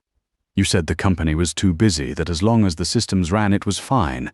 After that, I brought it up 3 more times. All were rejected. All my documentation was stored on a local hard drive. When HR formatted it on my departure day, I performed a secure wipe beforehand." Her breathing on the other end of the line noticeably hitched, as if someone had suddenly grabbed her by the throat. Wen Yuan said, "Then tell me where to find it. How do I locate the backup server? How do I get into the system backend? I'll find someone to do it." Ye Shixu answered flatly, as though reading from a technical manual. He said, "The backup server is in a wall cavity behind the power distribution cabinet in the 5th floor utility closet. You have to take apart the access panel to see it. The system backend requires an admin password and 2-factor authentication. My admin access was revoked the day I left. The 2nd factor for the 2-factor authentication was tied to my personal phone, which has also been unlinked. You can find someone to try cracking it. The password is 28 random characters, a mix of uppercase and lowercase letters, numbers, and special symbols. I can't even recite it myself. It was stored in a password manager that I wiped clean before I quit. He said all of this in a level, even tone, like he was reporting what he had for dinner tonight. The other end of the line went quiet for a solid 7 or 8 seconds. The twilight outside the window faded from deep crimson to dark blue. The steam in the kitchen slowly dispersed, condensing on the tiled wall into fine droplets of water. When Yuan spoke again, her voice suddenly softened, so soft it didn't sound like her. She said, "Yi Shixu, can you come back for a bit?" I already resigned. That's not what I meant. Her voice dropped even lower, and her words sped up, as if afraid the call would be cut off at any moment. The company truly has no other options now. Come back and help me this once. Name your terms. Just this once, please. Ye Shixu leaned against the kitchen doorframe, phone in hand, and said nothing. She went on, "I didn't know all those systems were built by you alone. I really didn't know. You never said anything. You never asked." Silence again on the line. Then Ye Shixu heard an extremely faint, desperately suppressed sound, the wet, irregular tremor of a throat drawing breath. She was crying. In the CEO's office of Yuan Technology, on the third evening of a company-wide system outage, she sat alone with the blinds drawn, crying into the phone. She fought to keep her voice from trembling, but that composure was like a piece of paper taped over a crack, ready to tear at the slightest gust. She said, "That night when I said you were jealous, I was talking nonsense. I'm sorry. Will you come back?" Ye Shixu was silent for a long time. The second hand on the old wall clock in the living room ticked round and round. The water droplets on the kitchen tiles slowly slid down, leaving thin, long trails. He said, "Tomorrow, 3 in the afternoon. The old place. Come alone." Wen Yuan said, "Okay." The next afternoon, Yi Shixu arrived at that cafe early. The same window seat, the glass facades of the office towers outside slicing the sunlight into sharp white blocks. Wen Yuan pushed the door open exactly at 3. She wore flat shoes and a plain grey cardigan. Her hair was casually tied back with an elastic band. No makeup. Her eyes were swollen, the bluish-grey undertone beneath her lower lashes not fully concealed by any foundation. Ye Shixu slid a sheet of A4 paper across the table to her. Wen Yuan looked down and read. It was a drafted technical consultant employment contract, the terms listed crystal clear. She read line by line, her gaze pausing long on several key clauses. Monthly salary, 80,000 yuan. Independent contract. No required office hours. No involvement in company management. All system permissions under Ye Shixu's sole control. The company must publicly hire at least 2 system engineers within 3 months of the contract taking effect to be trained by him remotely. Full annual payment to be transferred in one lump sum to the designated account in advance. When Yuan finished reading and looked up at him, her eyes were still red, but her expression was no longer that of a CEO scrutinizing a former employee. It was the silent, quiet acceptance of someone who knew exactly where she had gone wrong, facing her creditor. She said, "Pen." Ye Shixu handed her one. She bent down and signed her name on the last page of the contract. Her handwriting was still beautiful, the strokes clean and decisive. The final stroke of the an in yuan tilted upward, as it always did. Only today that stroke was followed by a small, awkward ink smudge. Because her hand was shaking, Ye Shixu said, "The contract takes effect tomorrow. System restoration will take 40 minutes. When Yuan handed the pen back to him, her fingertip brushed his, and her fingertip was cold. She said, "Thank you for agreeing to come back." Ye Shixu stood up and tucked the contract into his document folder. He said, "No need to thank me. This is a business transaction." As he reached the cafe door, he heard Wen Yuan softly call his name from behind. He did not turn around. He pushed the glass door open, and the sunlight outside stung his eyes for a moment. The next morning, on the fourth day after the contract officially took effect, Ye Shixu remotely connected to Yuan Technologies' server backend from his own study. Before typing in that string of 28 random characters, he first sent a message to Wen Yuan. He wrote, "System restoration will be completed within 40 minutes. But starting today, all new system permission change logs will be automatically synced to my security audit email. As an independent consultant, my job is to ensure that no one ever puts all their eggs in one basket again. That includes you." Wen Yuan replied with a single word, "Okay." Then Ye Shixu typed in that password. That string of 28 random characters, a mix of uppercase and lowercase letters, numbers and special symbols, something he had generated one late night during overtime by blending together a timestamp, a project code, a hostname, and lyrics from an old song. He had not forgotten it. He had never forgotten it. But he no longer needed to remember it either. The night he wiped his password manager clean, he had thought this key would stay locked inside his head forever, never to be used again. Now, as his fingers fell on the keyboard, every character was accurate and sure, as though carved into muscle memory. The Enter key was struck. The command line window on the screen began scrolling madly.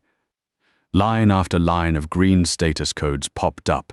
Database connection restored, master-slave sync re-established, ERP login page online, CRM customer page responding normally, supply chain backend task queue beginning to digest the backlog of orders, the OA portal homepage displaying that company announcement that had gone 3 days without being updated. Ye Shixu glanced at the time, under 20 minutes. He picked up his phone, opened the chat with Wen Yuan, and typed 2 words, "It's done." In the offices of Yuan Technology, Chao Lan later sent Ye Shixu a photo. In the photo, the little gear icon in the top left corner of the ERP login page was spinning again. That icon was something Ye Shixu had doodled on a whim during his first week at the company, and it had never been changed in 3 years. It had spun for 3 years, stopped for 3 days, and started spinning again. The girls in the finance department were clapping around their computer screens, loud enough for the office next door to hear. The sales team threw themselves at their keyboards like madmen, inputting the backlog of orders. 3 days of pent-up orders made the printer smoke. Zhou Xiaokan crouched in the server room watching the server indicator lights return to their normal green, then dropped onto the dust-covered anti-static mat and let out a long, long breath. And in the conference room where the emergency meeting had just ended, Fu Mingxuan stood in the corner, looking at the system interface glowing back to life on the projection screen. His face was paler than the screen itself. He was still clutching the printed copy of that Digital Transformation Strategic Proposal (PPT), the paper crumpled into a wrinkled mess in his grip, the words Yuan Technology on the title page twisted into a distorted crease. No one was paying attention to him. Everyone's eyes were fixed on that little gear icon spinning again on the screen. Everyone's fingers were typing furiously at their keyboards. Chao Lan walked past Fu Mingxuan without slowing a step. The sales director squeezed past him, bumped into his shoulder, said, "Excuse me," and never once glanced his way. Fu Mingxuan quietly stuffed the PPT into the trash bin under the conference table. The day after the system was restored, Yuan Technology held an all-staff meeting. Wen Yuan stood in front of the projection screen. What was projected onto it was no longer handwritten whiteboard notes but a complete system architecture diagram. That diagram was something Ye Shixu had compiled in passing while restoring the systems, every module, interface, and data flow clearly labeled. Wen Yuan held the laser pointer, its cursor moving between the ERP, finance, supply chain, and CRM modules. Every time she paused on a node, she read aloud the small line of text beneath it. Creator, Ye Shixu, created on a certain month 3 years ago. The room was so quiet that even the rustle of turning pages felt jarring. Wen Yuan's voice was not loud, but each word fell clearly into the ears of everyone in the conference room. She said, "Over the past 3 years, all of Yuan Technology's core systems were independently built and maintained by Ye Shixu. During his tenure, he submitted 3 equipment purchase requests and 3 technical document archiving applications. All were rejected. This was a management failure of the company. My personal management failure." She paused, the laser pointer's dot quivering slightly. She said, "Starting today, the tech department will be separated from the general administration department and established as an independent information technology center with a headcount of 6 and no caps on its annual budget. All company positions will have their compensation structures made fully open and transparent starting this month. The first slide of every monthly management meeting's PPT will permanently display the company-wide median salary. The former HR form for special talent salary approvals, the special channel is formally abolished effective today." Murmurs began to ripple through the audience. Wen Yuan ignored them and continued, "We have already signed an independent technical consultant agreement with Mr. Ye Shixu with a contract term of 1 year. During this period, he will be responsible for the security operations of the company's systems and the remote training of 2 new system engineers. Once the training is complete and the handover is clear, this company will never again face a situation where one person's departure can bring down the entire system." She set down the laser pointer and placed both hands on either side of the podium. Her gaze swept across the entire conference room, pausing for less than half a second on the empty observer seat in the corner, the one that had once belonged to Fu Mingxuan, before moving on. She said, "Let me say one more thing. The most terrifying crisis a company can face isn't a system crash. It's making the person who fixes the systems feel like their heart has turned cold." The applause in the conference room lasted a long time. Chao Lan later told Ye Shixu that Fu Mingxuan did not attend that meeting. He sat at his own workstation, staring blankly at his computer screen all morning. The potted pothos plant on his desk had wilted, its leaves yellowed and curling at the edges, as if it had not been watered in days. He tried to speak with Wen Yuan once. That afternoon, he waited outside the CEO's office door, holding a new strategic partnership proposal. Wen Yuan came out of the conference room, saw him, and her steps faltered for a moment. He said, Wen Yuan cut him off, her tone as calm as if she were processing a piece of spam email. She said, "Deputy Director Fu, put your current tasks on hold. HR will speak with you tomorrow about the specific arrangements." She walked past him. Her secretary pushed open the office door for her. The sound of the door closing was very soft, but Fu Mingxuan stood rooted to the spot for a long time without moving. He was wearing that navy blue suit. The tags on the cuffs had long been removed, but the suit was still crisp. Only the line of his shoulders had dropped a little, as if something had been pulled from inside him, a single bone removed. 1 week later, the personnel adjustment notice officially came down. Fu Mingxuan was transferred from Deputy Director of the Strategic Development Department to the Administration and Logistics Department, responsible for office supply, procurement, and team-building arrangements. His monthly salary was reduced from 80,000 to 20,000. His workstation was moved from the 3rd-floor management office area to the 1st-floor logistics office next to the cleaning staff's break room. The day Zhou Xiaokan ran into him in the elevator while he was moving his things, Fu Mingxuan was holding a cardboard box containing his laptop, his thermos, and a thoroughly dead pothos plant. Zhou Xiaokan helped him press the elevator button.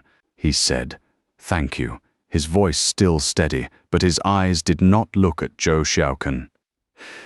They stared at the floor numbers jumping above the elevator door, one after another, until they reached the 1st floor. 3 months later, Fu Mingxuan submitted his resignation letter. On his final afternoon at Yuan Technology, he sat alone in the corner of the 1st-floor break room and drank a capsule coffee. He had drunk this same kind of coffee on his very first day, back when the break room was crowded with new employees gathered around to hear his stories about Shengheng Group. Now those new employees had scattered to various departments. Occasionally someone passed by the break room and saw him sitting there.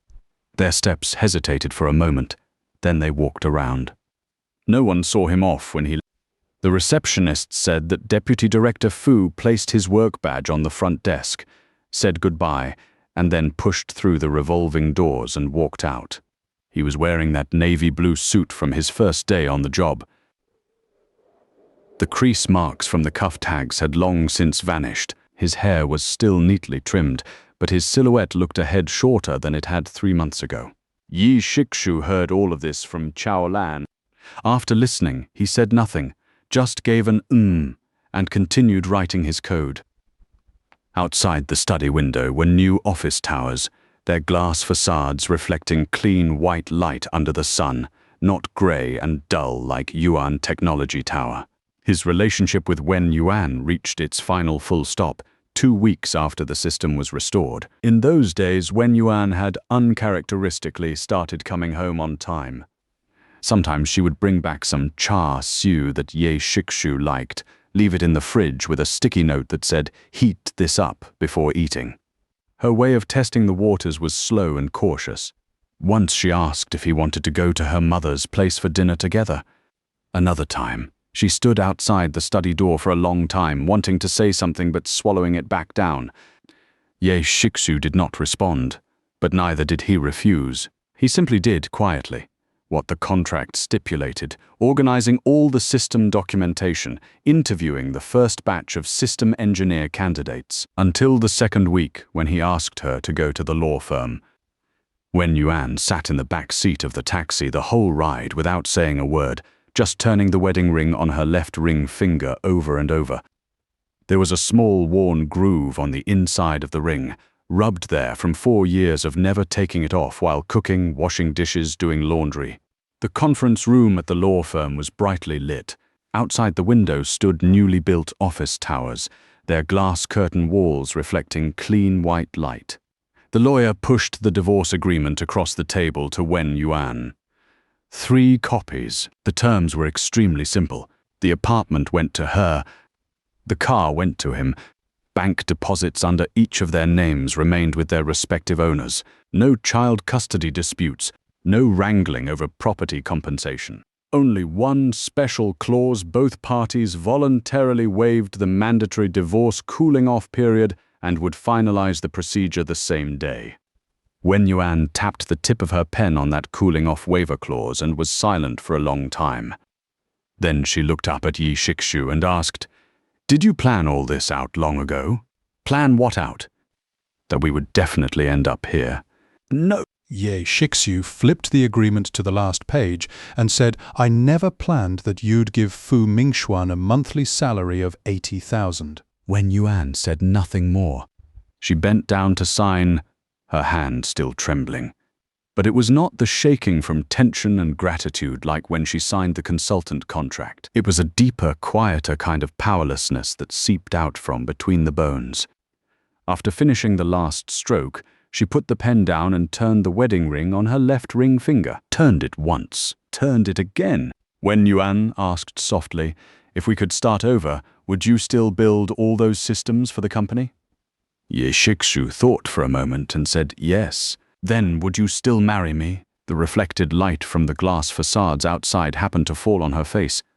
Her lashes were still slightly curled upward, her nose bridge still delicately slim. Her nose tip was always the first to turn red, just like now, just like when he first met her. Ye Shikshu said yes, "But I wouldn't let you pretend I don't exist anymore." Her lips trembled, and then she said her final line, her voice as light as a whisper. "You were right. These 4 years it wasn't me holding you up. It was you holding me up." Ye Shikshu gathered the agreements and stood up. When he walked out of the law firm's main entrance, the wind had picked up. Wen Yuan lingered by the door for a moment, probably waiting for a taxi. Ye Shikshu did not look back. His phone buzzed once, a final work email sent by Lin Yue from the HR system. It was only one short line, "Brother Ye, I'm sorry. If I had known your salary was so much less than Fu Mingxuan's, I would have spoken up sooner." Ye Shikshu replied with a smile emoji. The air conditioning in the law firm was cranked up high, cold air, silently pouring from the ceiling vents and making the leaves of the pothos plant on the conference table tremble gently. Ye Shixu sat in the seat by the window. The sunlight outside was just right, making the white paper of the 3 divorce agreements on the table glare harshly. Wen Yuan arrived 10 minutes later than him. When she pushed the door open, the lawyer was reading out the terms one by one. She raised a hand and softly interrupted the lawyer, saying there was no need to read them, just sign directly. The lawyer glanced at Ye Shixu, and Ye Shixu nodded. The terms on the agreement, they both knew them clearly. The apartment went to Wen Yuan. The car went to Ye Shixu. Bank deposits under their respective names stayed with their respective owners. No disputes over child custody. No tug of war over property compensation. Even the odds and ends they had bought together during the marriage were sorted out in a few brief sentences. The lawyer had probably rarely seen a divorce case handled so cleanly and decisively and couldn't help glancing at them a couple of extra times. Wen Yuan picked up the pen and flipped the agreement to the final page. Her finger pressed above the signature line, the pen tip hovering in the air for about 4 or 5 seconds. The wedding ring on her left ring finger reflected a faint circle of dull light under the lamps. On the inside of the ring was a thin, worn groove, rubbed there from 4 years of cooking, washing dishes, doing laundry, never taking it off.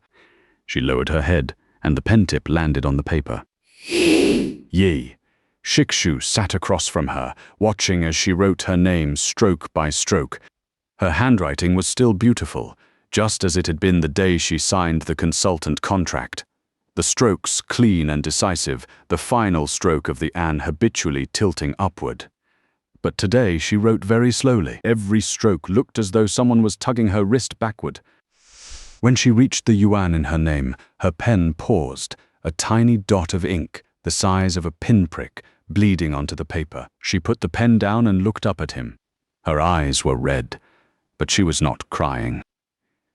From the day she apologized in the cafe until now, it seemed she had shed all the tears she had to shed.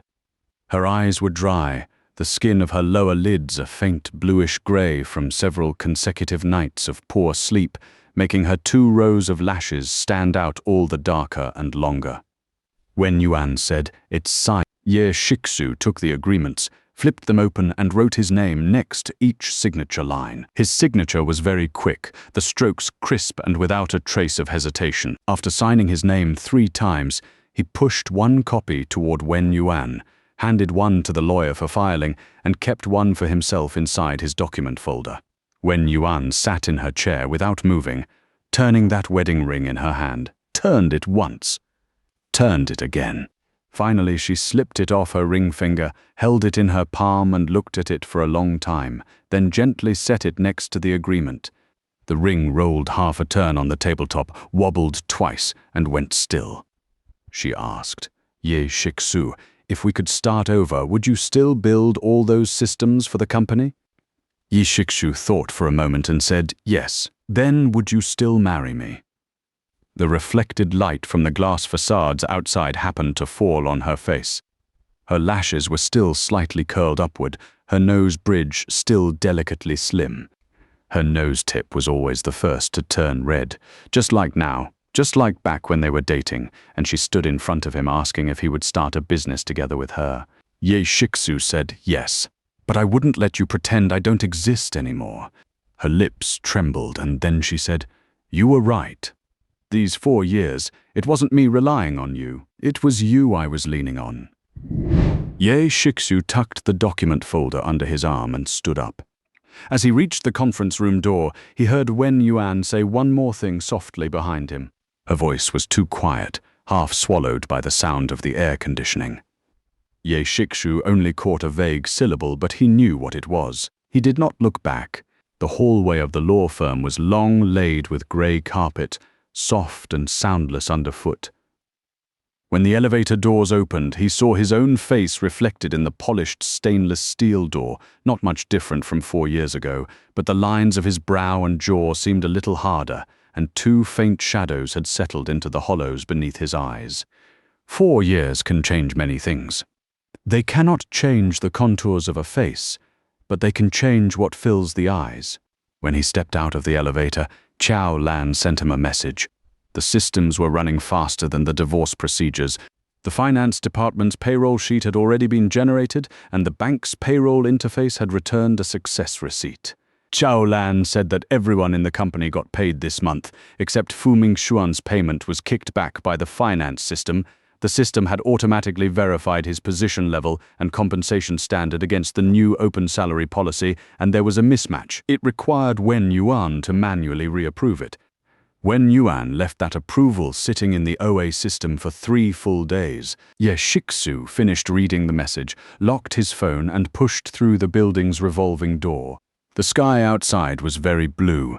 Sunlight spread across the stone-tiled plaza, warming the air with a dry, faintly hot scent.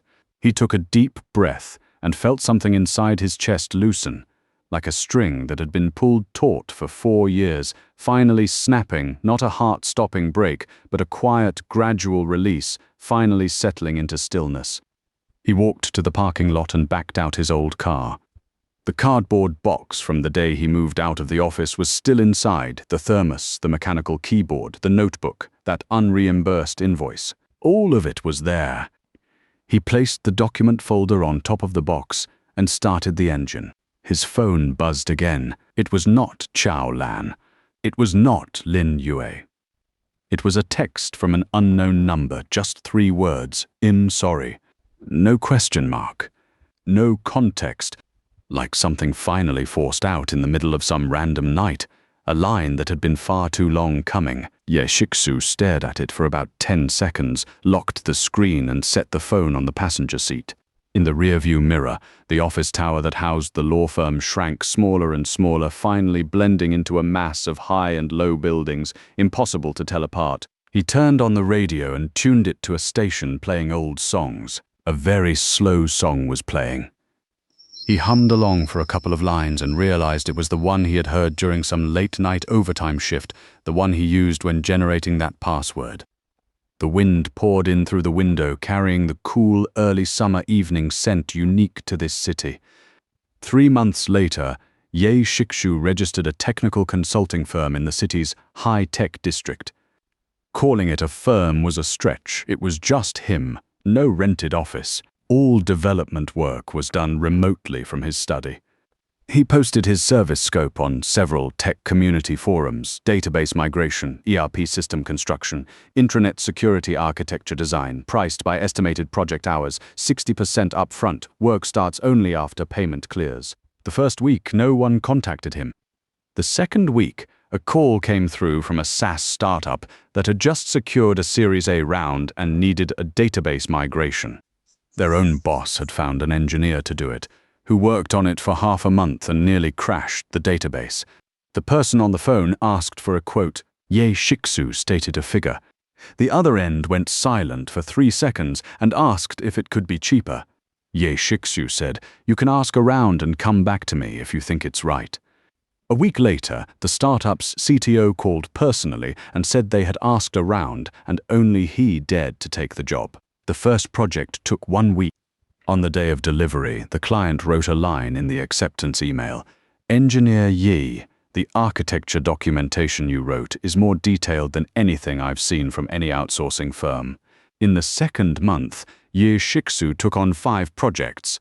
In the third month, 7 more, with a schedule booked out to the second half of the year. He turned down 2 because he simply could not handle the load. Clients came from all over the country, big enterprises from first-tier cities, traditional factories from second- and third-tier ones. The ways they found him were all over the place. Some followed the trail from his technical articles on industry forums, some came through word-of-mouth referrals, and some simply dug up a few lines of open-source code he had posted on GitHub 3 years ago and traced it back to him through the commit history. His rates were not cheap. Every project he quoted first, and work began only after 60% payment arrived. Some people complained about the price and hung up, then called back a week later, saying, "Engineer Yi, I accept your price. Do the job." Others, upon hearing the price, immediately accused him of profiteering from others' misfortune. Ye Shikshu would smile faintly and say, "Then please find another option," and hang up. He no longer needed to work late nights either. He woke up whenever he wanted, slept whenever he wanted. He bought a new monitor and replaced his chair with an ergonomic one. The glass facades of the office towers outside his study window reflected clean sunlight during the day and turned into a patch of deep blue night sky after dark. Occasionally, late at night while coding, when he got tired, he would get up, make a cup of tea, and stand by the window watching the traffic below. The traffic streamed like a river, tail lights dragging into trails of red, exactly the same as 4 years ago. But now he was no longer standing behind that window on the 5th floor of Yuan Technology Tower. Qiaolan would occasionally send him messages with the latest news from Yuan Technology. She said when Yuan had filled all 6 spots in the Information Technology Center, and the 2 system engineers were both trained by Ye Shiksu. Zhou Xiaokan got his permanent position, his salary doubled. When he treated the whole department to hot pot, he specially ordered a plate of tripe, saying it was for Brother Yi. The finance department's pay stub format had changed. Everyone's compensation, from the CEO down to the receptionist, was made public in the monthly all-staff email. The day the first all-staff email went out, the company break room was dead silent for an entire lunch break. In an exclusive interview with an industry media outlet, Wen Yuan said something that later became the headline of the feature. She said, "The worst crisis a company can face isn't a server crash. It's making the person who fixes the servers feel like they don't matter." Qiaolan said the interview video circulated widely in the industry, and many entrepreneurs set that quote as their social media signature. Ye Shiksu read the link to that feature. He did not forward it, nor did he like it. He set his phone aside and continued writing the technical proposal at hand. Sometime later, Qiaolan sent another message saying Fu Mingxuan had also resigned. His last 6 months at Yuan Technology had been very quiet. After being transferred from Deputy Director of Strategic Development to managing office supply procurement, his daily work consisted of price comparisons, filling out forms and contacting suppliers. He personally fixed the office printer when its ink cartridge jammed. When the break room ran out of capsule coffee, he rode a shared bike to the supermarket to buy more. Once, on the 1st floor by the elevator, he ran into Zhou Xiaoken, who was carrying a server hard drive to the server room. The two of them tried to yield to each other at the elevator. Fu Mingxuan stepped left, Zhou Xiaoken stepped left, back and forth 3 or 4 times. Fu Mingxuan said, "You go first." Zhou Xiaoken said, "Okay, thank you, Director Fu," and walked into the elevator. As the elevator doors closed, he saw Fu Mingxuan standing there, holding a ream of A4 printer paper, the line of his shoulders drooping. That navy blue suit on him was still crisp, but the man inside it seemed a whole head shorter than a year ago. He did not say goodbye to anyone. He placed his work badge on the front desk, signed his final exit form, and pushed through the revolving doors. The receptionist said it was drizzling outside when he left. He did not use an umbrella, just walked out like that. 2 dark patches of dampness spread across the shoulders of his suit, his hair plastered to his forehead. He stood on the steps outside the revolving door for a few seconds and looked up at the glass facade of Yuan Technology Tower, then turned and walked into the rain. No one knew where he went. Some said he went back to Shengheng Group. Some said he joined an even smaller startup. Others said he left the industry altogether. Qiaolan said the discussions about Fu Mingxuan in the company break room lasted about a week, and then no one brought him up anymore. Like a stone thrown into water, ripples spread, the surface smoothed, as if nothing had ever happened. Ye Shiksu did not know what became of Fu Mingxuan afterward, and he did not care.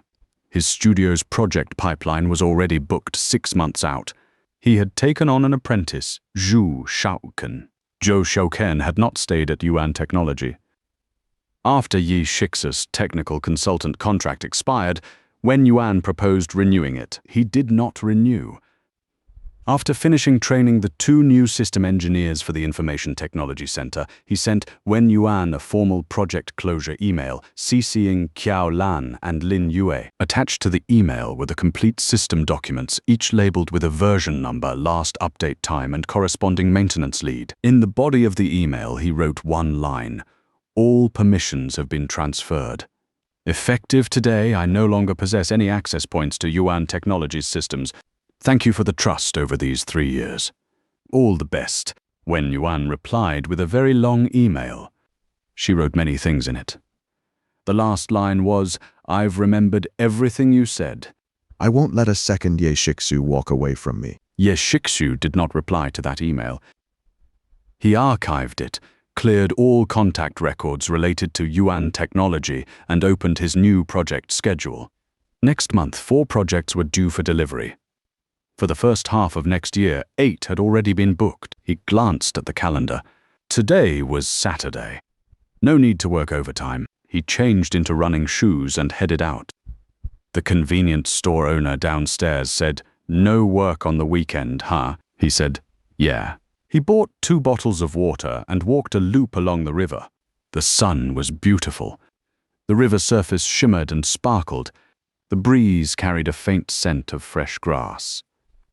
He remembered this time last year, crouched in the server room on the 5th floor of Yuan Technology, swapping hard drives, sweeping a dead cockroach out from a dusty corner, the AC vent clogged with a layer of fuzz, a big chunk of paint scraped off the server rack casing, and no one taking care of any of it. And now he walked along the greenway by the river, smooth red running track beneath his feet, clean blue sky overhead, someone in the distance flying a kite, a colorful triangle kite swaying and climbing unsteadily into the wind. He walked a long way and sat down on a bench along the riverbank. His phone screen lit up with a message from Zhou Xiaoken. Zhou Xiaoken wrote, "Brother Ye, that intranet security hardening plan you wrote, I saw it today in a technical proposal from a vendor company. They changed a few parameters and are selling it as their own. Do you want to sue them?" "Yeah." Shixu smiled faintly and replied, "No need. They can't copy the core technology." He locked his screen and put his phone back in his pocket. A breeze blew across the river, carrying the scent of water and leaves. He leaned back on the bench and closed his eyes. Sunlight fell through his eyelids, and the whole world became a warm orange-red glow. Tomorrow was Monday. He had 3 projects to kick off, 2 proposals to deliver, and a new client to discuss requirements with. His studio was moving next month into a shared office space, a window seat with great light. Zhou Xiaoken said he wanted to come and be his apprentice. Ye Shixu said, "Sure. First, finish that reading list I gave you last month." Everything was only just beginning, and Yuan Technology Tower still stood on the other side of the city, its glass facade reflecting white light in the afternoon sun.